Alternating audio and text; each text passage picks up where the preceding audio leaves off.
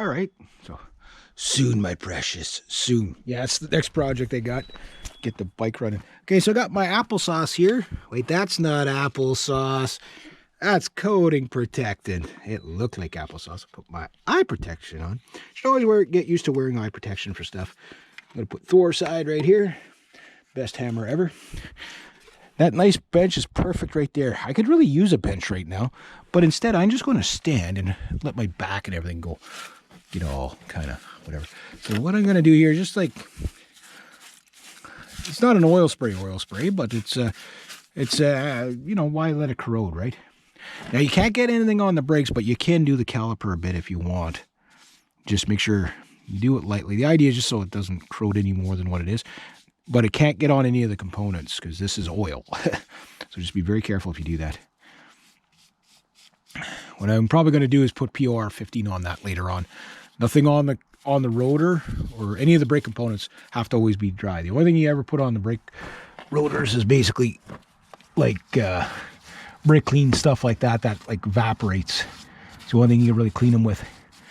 Again, that brake clean stuff works really good. This antibody or rust proofing stuff you normally spray on, but you can paint it on too. This is one way to do it. Just get everything. And it's an oil, so it protects it a bit, right? So why not, right? Every part you can protect. I'm just doing a half-ass job here, but I'll get it. I'll do a better job when I'm going to shut the camera off there. So even the shocks, all that stuff flaking off. It's flake off, man. Flake off, but get that as much as you can, especially critical places like mounts and stuff like that. You know, where the rust is going to build up. And let it kind of penetrate in. Every couple of months or every year you do it once a year. Rust never sleeps, but if you can make it take a nap, it helps out a lot. Yeah, I'll start with that for now. Anyway, yeah, so I'm going to get to, I need two hands to get in here. But yeah, that's a start. That's a start. So brakes are done. That's the good news. Make sure, again, these are on there good. Because that's what gets your brakes is what happened is these things here, these studs, they slide the brake caliper back and forth so they can let go. But they'll jam and one side will stay on and then it wears out that brake and then that brake falls out of your truck like it did with mine.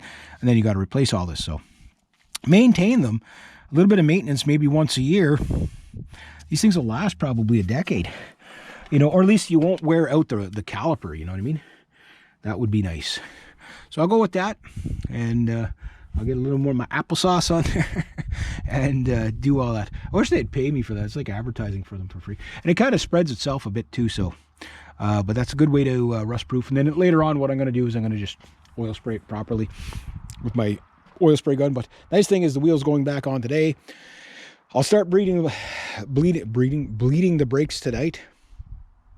Maybe I'll have it done tomorrow afternoon. Then I can start driving. Yay! Then I can put my truck back to work. Yay! There we go.